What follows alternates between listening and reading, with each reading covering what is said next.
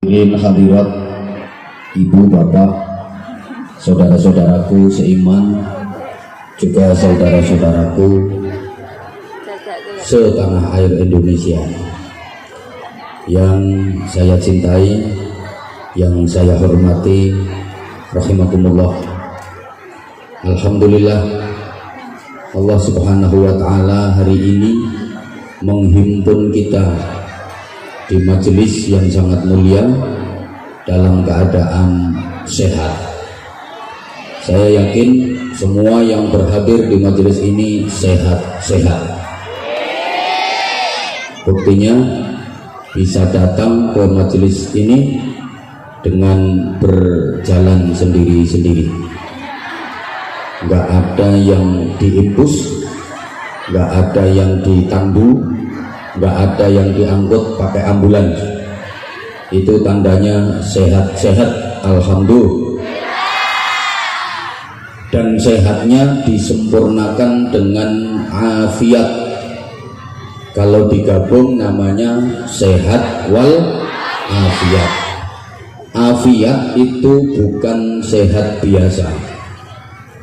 Afiat itu artinya sehat yang digunakan untuk menjalankan taat, sehat yang digunakan untuk melakukan kebaikan.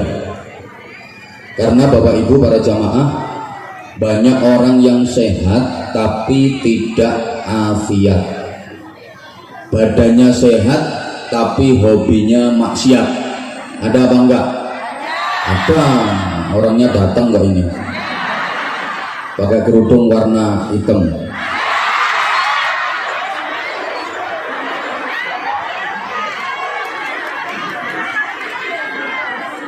Tubuhnya sehat tapi perbuatannya jahat.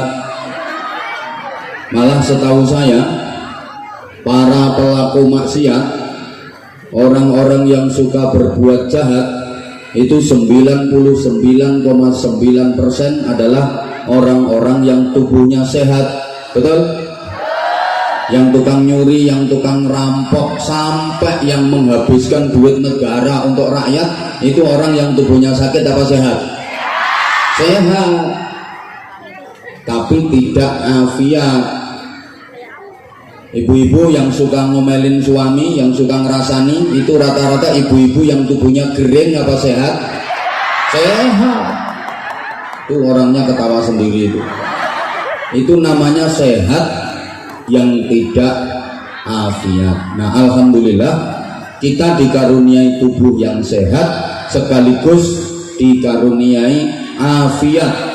Tubuhnya sehat mau menjalankan sholat, tubuhnya sehat mau datang ke pengajian, ke tabligh akbar, tubuhnya sehat mau bersolawat, mau berzikir, mau bersedekah. Itu namanya sehat wal afiat, sehat yang digunakan untuk mendekat kepada Allah. Ini luar biasa, sehat mau mendekat kepada Allah.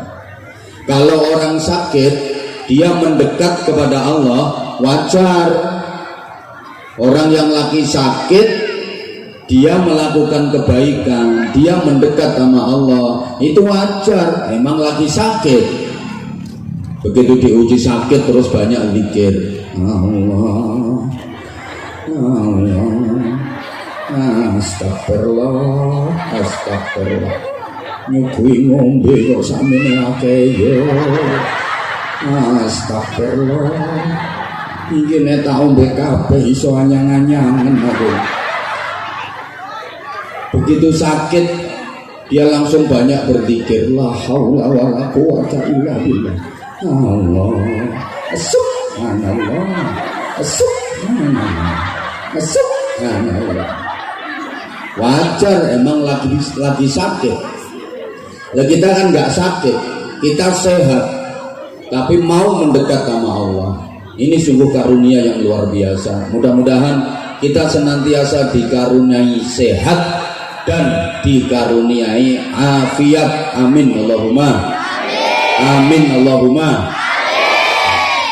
Berikutnya, Bapak Ibu jamaah sekalian, kita umat Rasulullah Muhammad Sallallahu Alaihi Wasallam adalah umat yang paling disayang sama Allah, umat yang paling dicintai Allah, paling dibangga-banggakan nama Allah.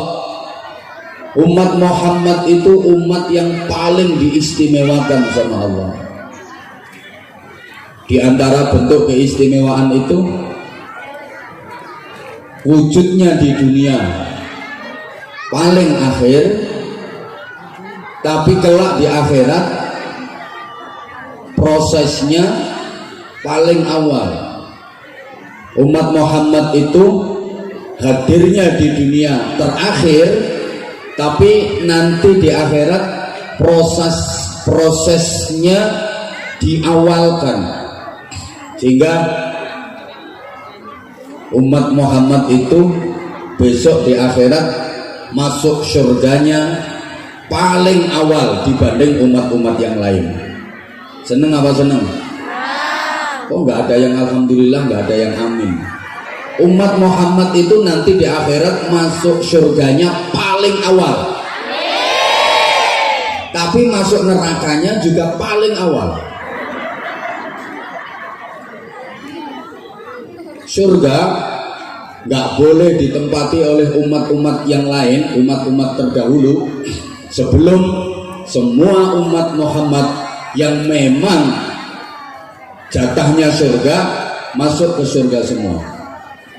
Kalau umat Muhammad yang memang dapat jatah surga udah masuk ke surga semua, baru umat-umat Nabi yang lain yang memang layak masuk surga dipersilahkan masuk surga. Demikian pula neraka nggak dimasuki umat manapun sebelum umat Muhammad yang memang bagiannya neraka masuk ke neraka semua. Allahumma sholli ala Muhammad. Lagi di antara keistimewaan yang diberikan Allah kepada umat Muhammad, umat Muhammad ini usianya pendek-pendek, umurnya pendek-pendek jika dibanding umat-umat terdahulu. Umat-umat terdahulu itu usianya ratusan, bahkan ada yang sampai ribuan tahun. Sedangkan kita umat Muhammad berdasarkan sabda Nabi, hasadu ummati minas sittina ila sab'in. Usia harapan hidup rata-rata umatku, kata Rasulullah, itu antara umur 60 sampai dengan 70 tahun. Kalau pakai ukuran usianya Rasulullah 63 tahun wafat, maka yang sekarang usianya udah 62 tahun lebih 11 bulan. Berarti tinggal berapa? 1 bulan gimana, orang sekarang udah kepotong sehari kok. Tapi meskipun umurnya pendek-pendek, oleh Allah diberi pahala yang jauh lebih besar, sehingga bisa mengalahkan nilai pahala dari umat-umat terdahulu yang umurnya panjang-panjang. Kalau umat dulu melakukan kebaikan, melakukan ibadah, itu sama Allah dikasih pahala hitungannya pas dengan ibadahnya. Ibadah 1 ya dikasih pahala 1. Umat dulu itu ibadah 10 ya dikasih pahala 10, ibadah 100 ya dikasih pahala 100. Beda dengan kita umat Muhammad, 1 kebaikan minimal dibalas 10 sama Allah, sampai dibalas 70 kali lipat, 700 kali lipat, 1000 kali lipat, bahkan sampai kelipatan yang tak terbatas. Di antaranya lewat hadiah Ramadan, bulan yang penuh berkah, penuh rahmat, penuh maghfirah. Ada hadiah Lailatul Qadar, 1 malam nilainya sama dengan 1000 bulan. Masih diberi fasilitas itqun minan nar, terbebas dari api neraka. Nah, perasaanmu gimana? Dikasih hadiah bebas dari neraka sama Allah. Ini kalau kita mau mengucap terima kasih ke Allah gimana? Mau mengungkapkan rasa terima kasih dan syukur sama Allah gimana? Harusnya disiksa di neraka tapi dibebaskan, nggak jadi disiksa di neraka, dimasukkan ke surga. Seneng apa seneng? Seneng apa seneng? Kayak orang punya hutang, terus didatangi sama orang yang dihutangi itu, dah sekarang hutang kamu tak bebaskan. Seneng apa seneng? Kok nggak semangat sih? Seneng apa seneng? Kayak warga Sumber Kerajaan sini punya hutang pajak numpuk-numpuk, terus dibebaskan, nggak usah bayar pajak. Seneng apa seneng? Seneng. Lurahe sing remek.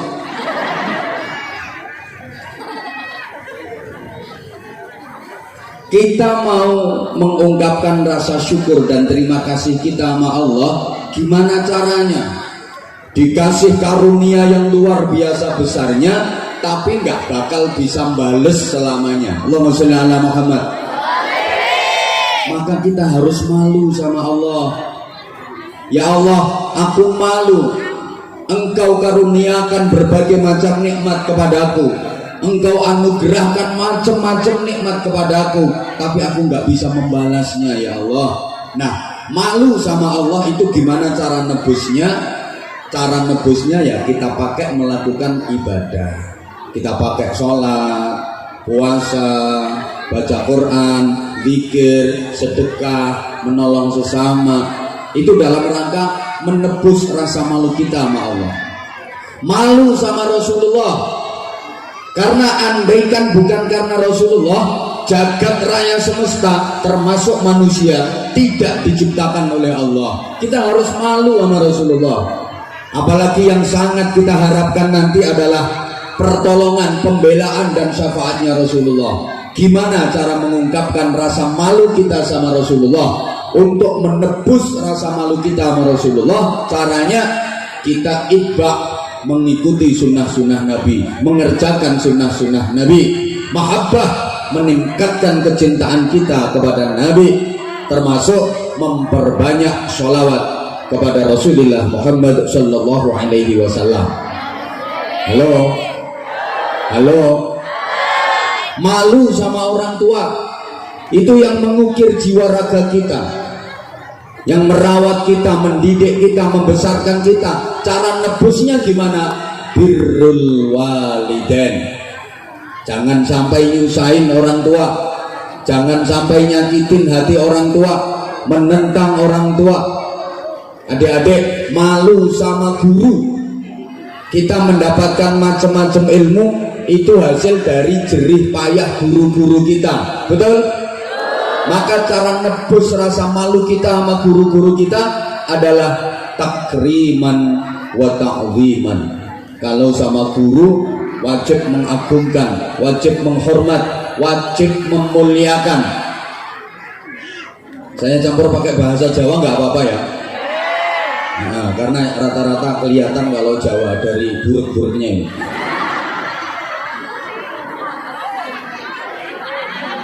Ibu-ibu, dirimu malu sama bojo, malu sama suami, malah malu-maluin, izin karo bojo. Mergo suamimu yang pontang-panting kerja keras cari nafkah untuk dirimu dan anak-anak. Itu cara nebusnya gimana? Ibu-ibu harus setia, harus sabar, harus neriman, jangan suka membantah, jangan pernah berani sama suami. Ingat bu, jerih payah suami, kerja suami sampai pertentangan cari duit. Halo, maka tolong ibu-ibu kalau nerima duit belanja dari suami, jangan hanya pinter ngitung jumlah itu,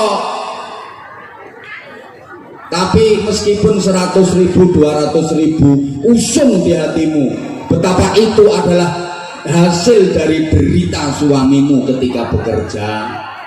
Nanti kalau hatimu bisa kayak gitu, pasti ibu akan matur suwun, ibu akan bersyukur, berterima kasih dan ngomong matur suwun Pak, aku sampean blonjoni piro-piro aku terima, sing penting sampean mulih selamat, roh warasku, roh warase anak-anakku, matur suwun. Bapak-bapak, woi, bojomu mbok kei dhuwit blonjo ya tau muni matur suwun ngono. Blas. Yah mono yah ngene seprono seprene diparingi dhuwit blonjo ora tau muni matur suwun babar pisan. Blas. Rungokne wong wedok-wedok. Mergo wong wedok sing diitung ming jumlahe tok. Ora mikir nek 100.000 apa 200.000 iki entuke wong lanang kerja peteng tengan sampai gegere meh kuklek. Dodosi sawit, brondoli, bangkel, polahe ketakrangan ra karo-karoan. Isone menghitung jumlahe, tapi hatimu kosong dari menghadirkan berita suamimu.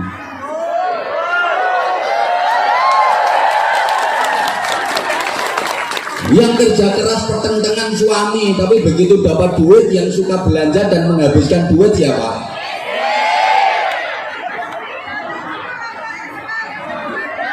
Coba ngono wong wedok kelambi wis duwe 127 ono model anyar tuku, bentar-bentar online, jilbab itu udah punya 3 almari, kerudung wis duwe 3 lemari, model anyar tuku. Delokan wong lanang kelambi pitung riyo ora ganti, ya pancet batik ijo kuwi oleh dunduman teko nggone NU.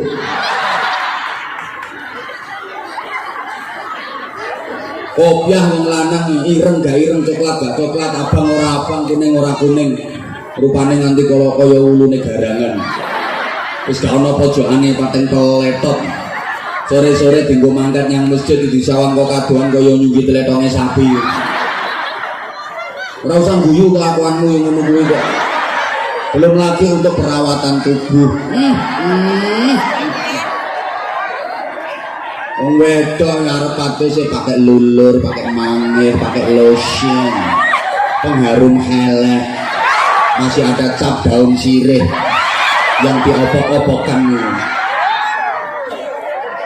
Belum lagi untuk daerah wajah, krim pembersih muka. Nanti ada krim siang, krim malam, krim beduk, krim asar, krim subuh, bedak rangkap 7 lapis. Kalau masih pakai eyeshadow, blush on, foundation. Wong lanang aduh ora sabunan.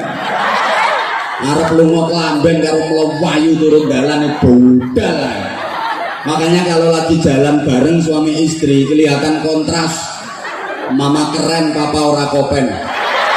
Mama modis, papa jemburis. Mama meling-meling pipinya, papa meling-meling gegernya. Mama mulus, papa kayak wedus. Mama glowing, papa kayak terenggiling.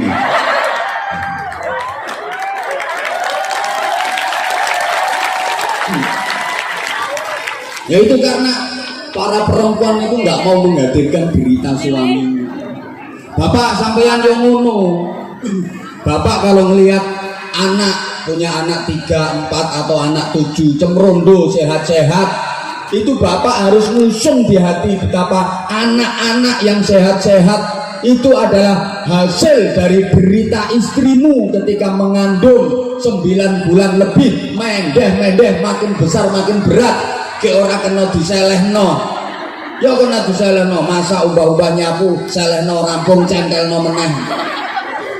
Payah itu Pak ibu hamil, dan kepayahan ibu-ibu itu akibat dari pola ketingkringanmu itu. Ngono ben tambah sayang sama istri. Loh, ilmu khudur itu gitu. Allahumma sholli ala Muhammad.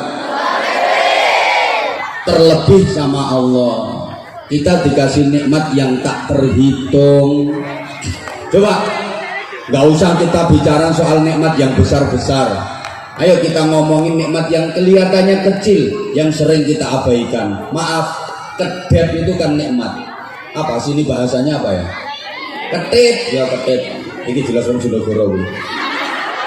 Ketip itu nikmat, nggih. Halo. Coba misalnya sampean ora iso ketip, bingung, mlorok wae. Ya nek pas ning omah ra apa-apa, pas no selek nadai dedeg ra iso ketip. Tekan omah ya nyuti motor.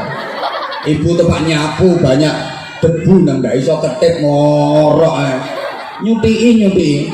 Jadi guru ndak iso ketip. Lagi ngajar muridnya di kelas melorok, muridnya kabur semua. Dipikir ini makhluk ruang angkasa. Ketip itu nikmat, maka pantas kalau kita setiap satu kali ketipan mata mengucap alhamdulillah. Janji kedip alhamdulillah, kok jadi iso ketip. Ketip meneh alhamdulillah, kok ora lecek. Lho umpama lecek lek nyervisno nondi. Sampai sekarang belum ada servis ketip. Itu baru ketip, masih dikasih mata. Oh apik, modelnya apik, bentuknya sedengan, ada jendelanya dan bisa buka tutup secara otomatis tanpa pakai baterai, nggak usah pakai sekakel, otomatis. Begitu ono kelilip arep mlebu menutup, begitu ketok bokong gede pelorok otomatis. Seprono sprene dinggo ya ora tau seret, padahal nggak pernah ngoleni ono oli mata, nggak pernah seret. Allah hebat.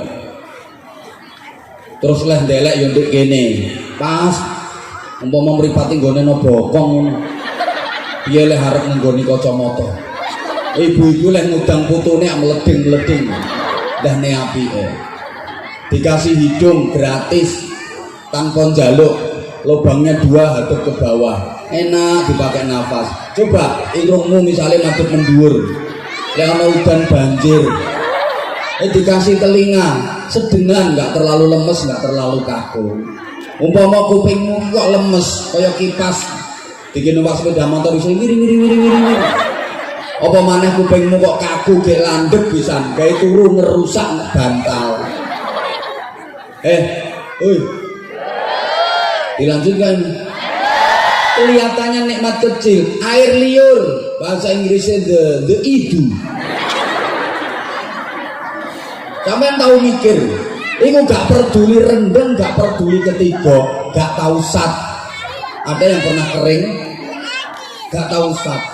Masya Allah, dikasih lidah, ilat itu siji, tapi iso ngerasane beraneka macam rasa.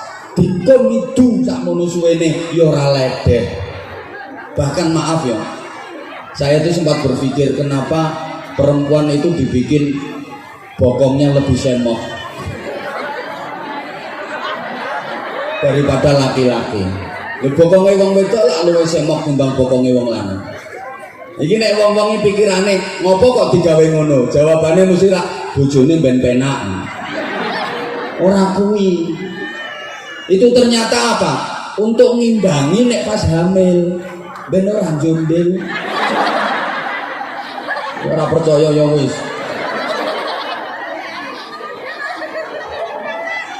Indah ciptaan Allah.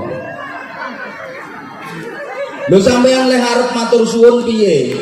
Mau mengungkapkan rasa syukur sama Allah gimana? Nggak mungkin iso. Halo?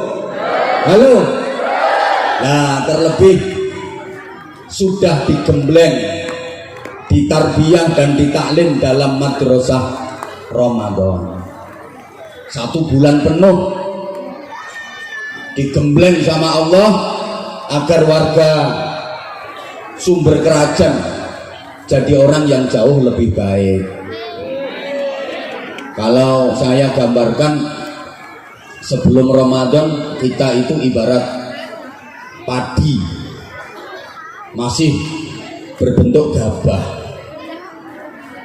Ngertos gabah nggih? Apa orang sini bilang? Ayo padi, padi. Tadi aku tuh lupa kalau ngaji di Kalimantan. Nggak apa ya, nggak ngerasain kalau ngaji di Kalimantan. Rasanya kayak ngaji di kampung sebelah. Bener. Soalnya singkat depi ya, jemburis. Tak pikir orang Kalimantan itu tayo gimana gitu, tak pikir. Lah kok podo wae. Tiba ayo buruk-buruk jemburis. Ketemu wong model ngene-ngene iki rasane kaya ngaji ning kampung sebelah. Bener jujur, saya nggak ngerasa kalau nyebrang lautan. Soalnya aku numpak pesawat.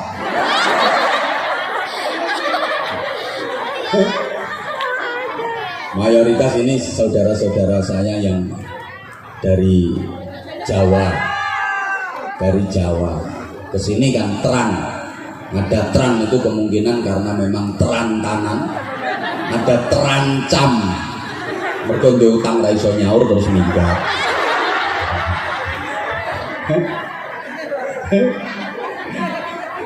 Maaf yang tersinggung, memang faktanya seperti itu. Jadi terannya karena terancam. Halo, dilanjut nggak? Awalnya gabah masih kotor, harganya murah. Memasuki Ramadan itu gabah masuk penggilingan, diseleb. Begitu keluar berubah jadi beras, warnanya putih bersih, harganya lebih mahal. Tuh gambarannya. Kalau binatang ya seperti ular, sebelum Ramadan itu ular itu kotor, ular itu hama, tinggal dimanapun ngerusak. Memasuki Ramadan dia berproses jadi kepompong. Bahasa Inggrisnya kepompong itu entung. Kalau udah ngentung dia puasa, makanya entung itu ndak makan, ndak minum, ndak rabenan, cuma gelo-gelo tok.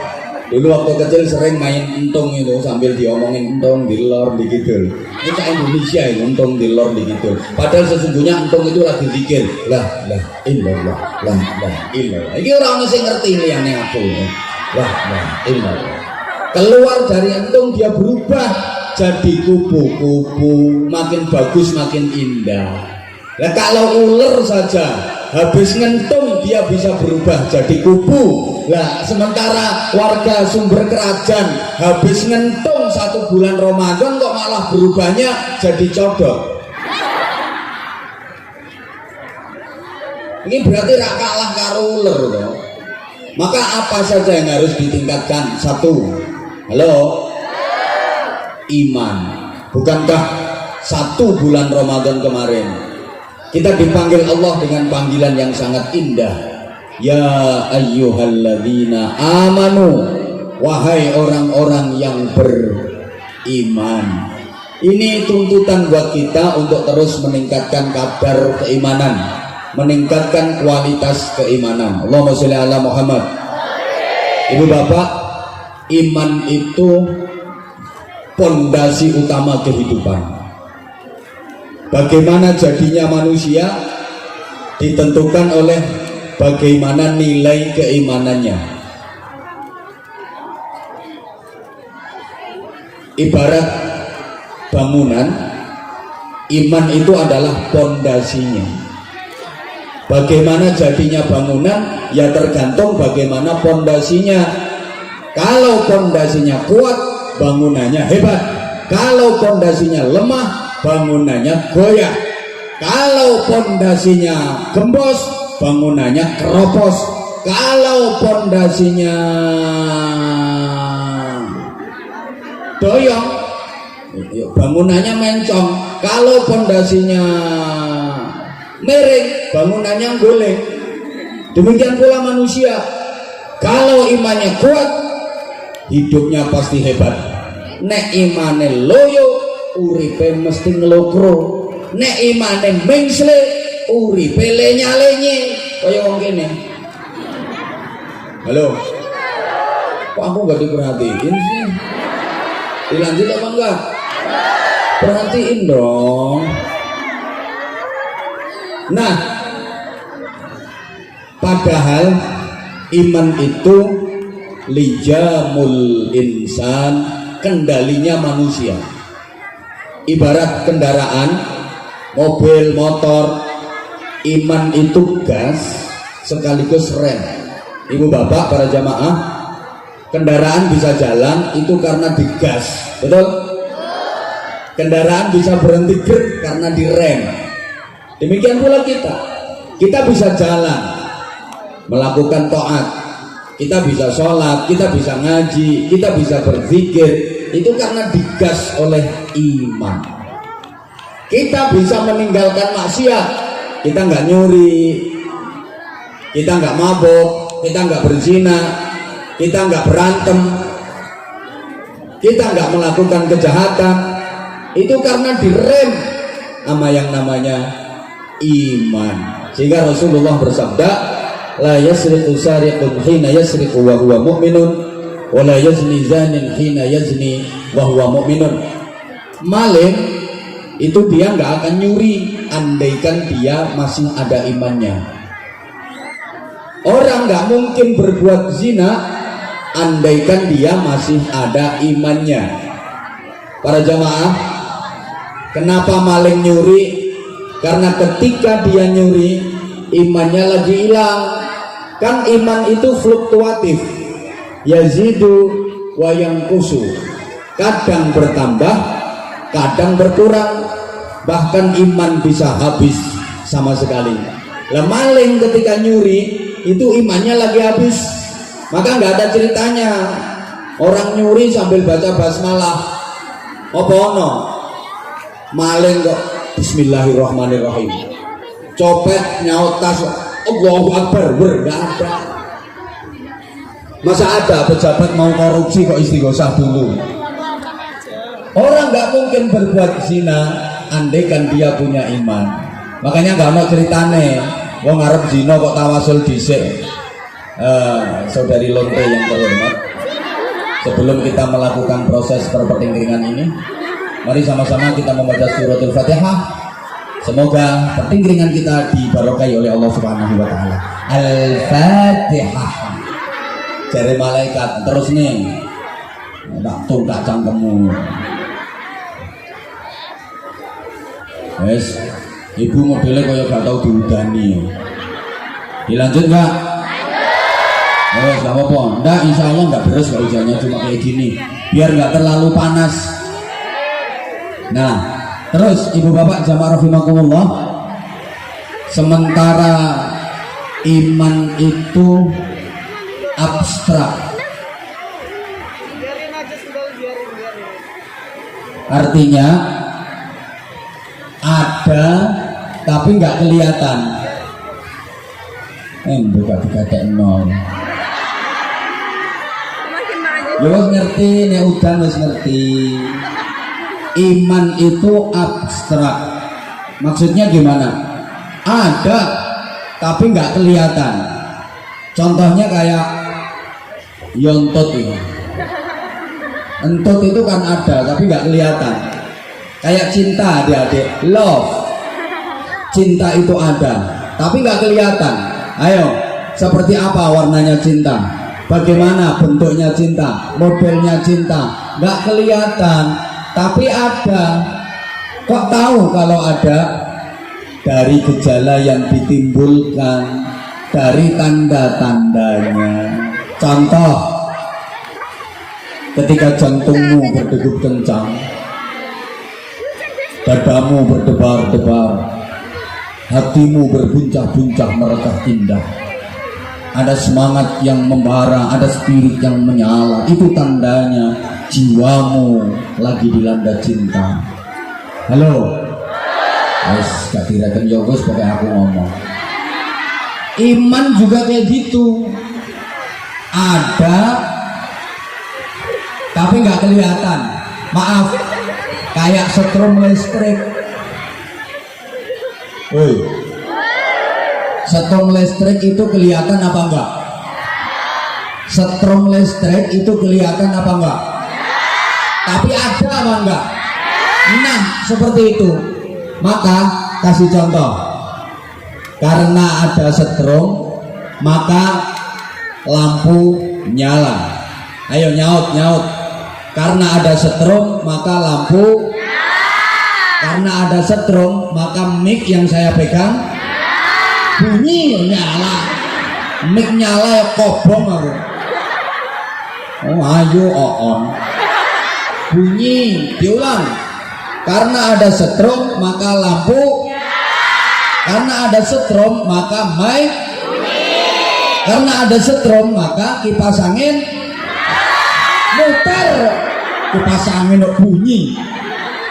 Ya wes, nah karena ada iman maka ibadahmu nyala, yang menyalakan iman. Sehingga begitu mendengar seruan azan, Allahu Akbar, Allahu Akbar. Gak enak ya gak laris cangkemmu. Yang marak laris ya mergo enak dirasani enak suaranya itu. Suwe. Mau pikir kaya tukang azan masjidmu.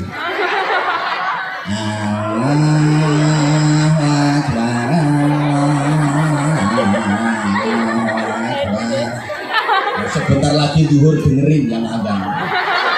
Asyhadu an la ilaha illallah.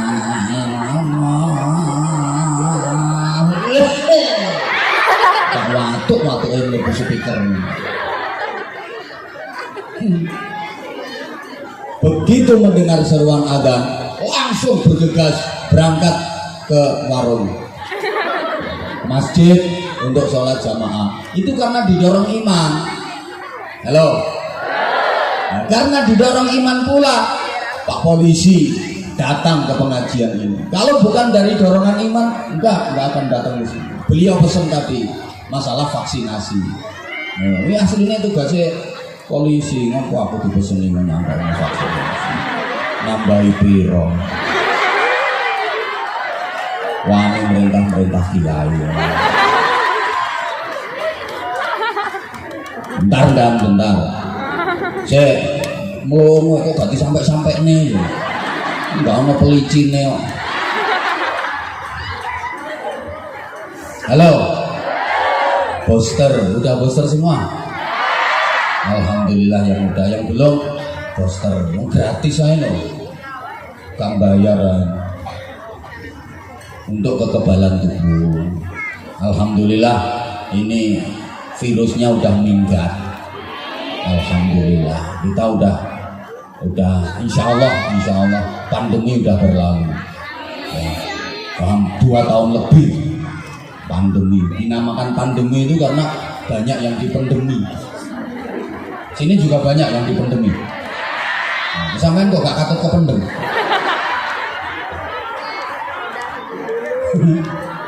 Ya Allah.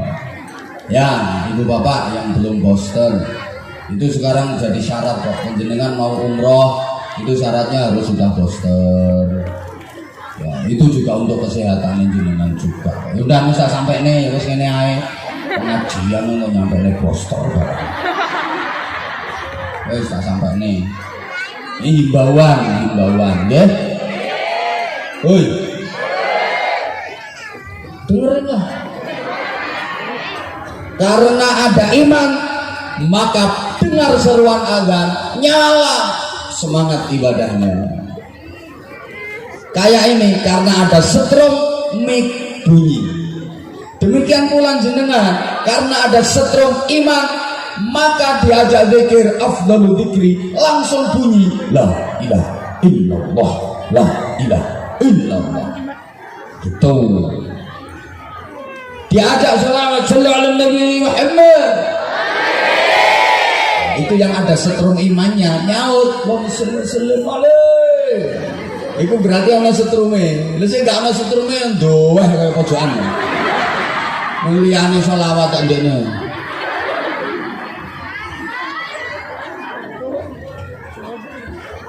Karena ada setrum kipas angin muter, maka bapak-bapak kalau ada setrumnya iman diucali tasbih, candak cek muter tasbih,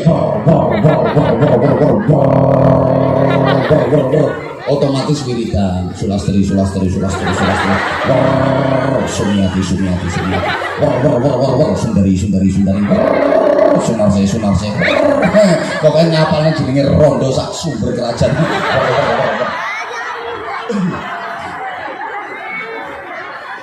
Itu karena ada iman. Nah sekarang permasalahannya gini, karena ada iman, nah nanti kalau ada kardus keliling, ada infak keliling, ya nyetrum, nyemplungi. Ini tadi saya dibisiki juga oleh panitia, wakil pesanan. Nanti mohon izin Pak Kiai, ada departemen pengemisan mau keliling. Ini kalau imannya kuat, begitu lihat ada sorban apa kardus, itu langsung alhamdulillah ada kesempatan infak. Udah tak siapin kok nggak segera diubungne toh kardusnya, aku harap segera nyemplungi. Enggak sih panitia, ntar dulu. Halo. Nah, tapi kalau nggak ada iman, begitu lihat ada kardus keliling ya, ini kilo aku rasa seneng pengajian. Itu mulai ya. Ngaji kok ono sing ngemis barang. Itu tak satu ya kardusnya. Oi. Nah sekarang gini, ada setrum tapi lampu kok nggak nyala, itu berarti konslet. Ayo jawab semua, yang ikut jawab tak doain, muga-muga rezekinya lancar. Semangat bener rezeki. Ya wes sing gak melu nyaut tak dongakne nek ngising sikile ketekuk. Ora ketekuk ya angel. Mosok ngising ambek delojor ngene sikile. Ada setrum lampu kok gak nyala berarti ada setrum mic kok gak bunyi berarti ada setrum kipas angin kok gak muter berarti sekarang ada masyarakat sumber kerajaan Aeropas ngaku Islam kok gak sholat berarti konslet guyu ngaku Islam, ngaku iman, ada infak leleng kok nggak ngisi berarti ngaku iman, ada anak yatim kok nggak mau nyantuni berarti ngaku Islam iman, ada renovasi masjid punya duit kok nggak ikut nyumbang berarti ada pengajian kok nggak datang atau datang tapi ngomong sendiri-sendiri berarti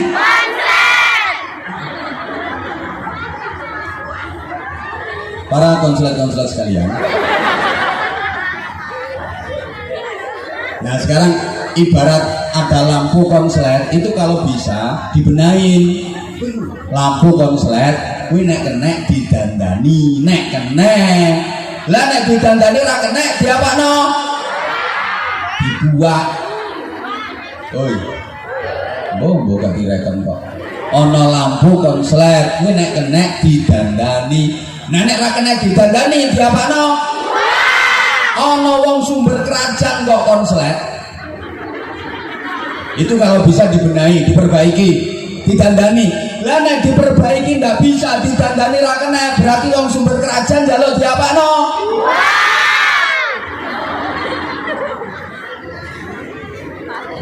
Kita wis siap dibuat neraka kok.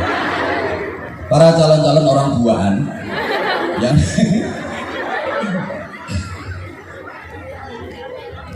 ya Allah, adik-adik ini penting. Orang itu kapanpun dimanapun asal selalu berpegangan iman pasti aman sekaligus nyaman. Saya ulang, orang itu kapanpun dan dimanapun asal berpegang pada iman pasti aman dan nyaman. Tolong adik-adik, cewek-cewek yang cantik-cantik, hati-hati ya sekarang ngadepin codot-codot milenial. Misalnya adik lagi dibonceng pakai motor, jalan malam-malam di tempat sepi, tiba-tiba berhenti.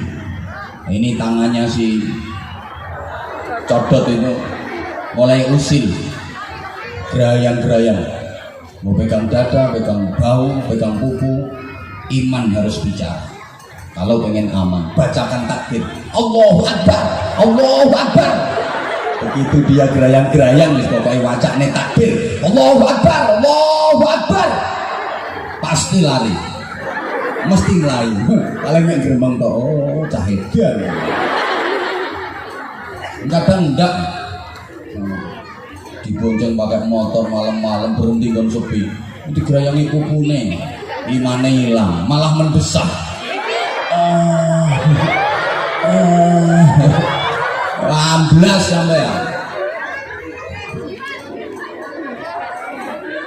Nah, ini tahu ya tahu.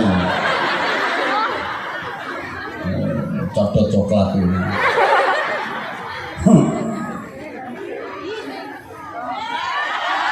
Lah berikut.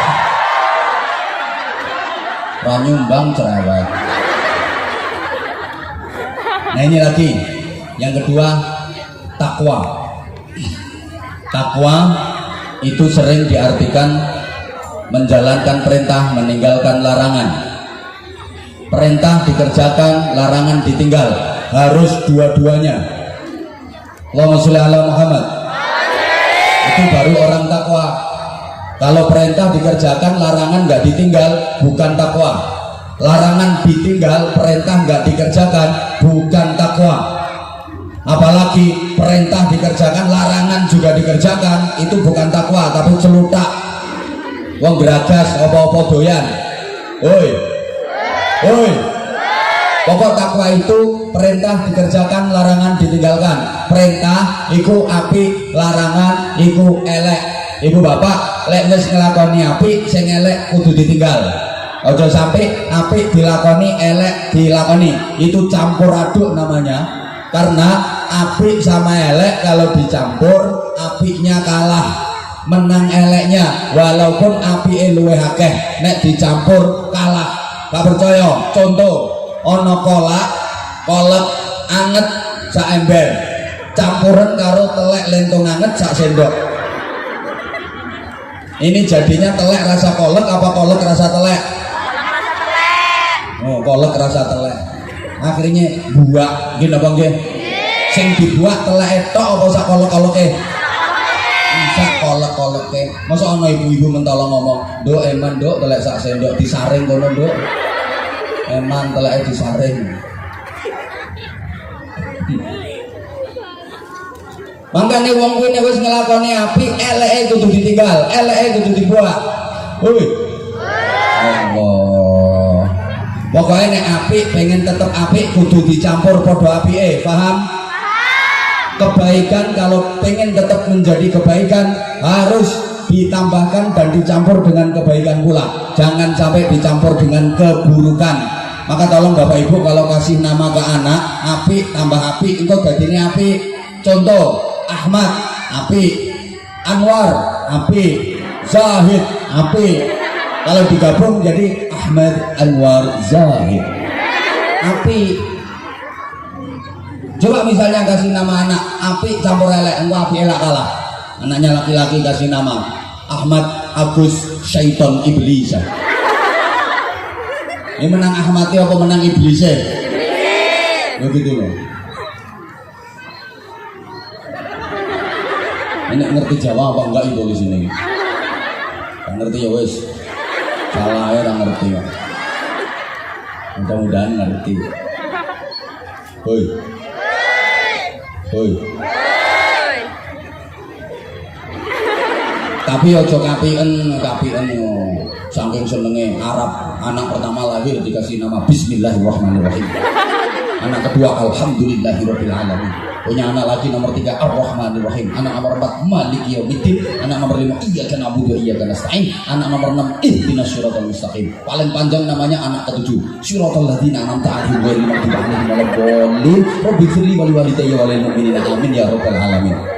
Ini maunya kalau manggil anaknya suruh ngumpul nggak usah panggil satu-satu, dikepuai tok plok Al-Fatihah. Nggak harus kayak gitu. Ya ambil onderdilnya lah. Misalnya dari Bismillah. Kalau laki kasih nama Abdillah, Izzul Haq, Abdillah, Mahdis Salam. Ambil dah. Kalau perempuan Abidatul Kamaliyah. Nah, panggilannya Mbak Ida, Mbak Lia. Kan bagus dong. Mbak Abida, Mbak Amelia. Apa panggilannya Mbak Mbak Abid, Mbak Dida, Mbak Lia. Gak kaya wong kene Sumini. Oh. Ar-Rahman kalau laki-laki Abdurrahman, Fathur Rahman, Khalilur Rahman. Apa itu? Nah, kalau perempuan Nailis Saidatul Rahmani. Panggilannya Mbak Nei. Mbak Ada, Mbak Nia, ngono, ora kaya wong kene, rakemi. Oh.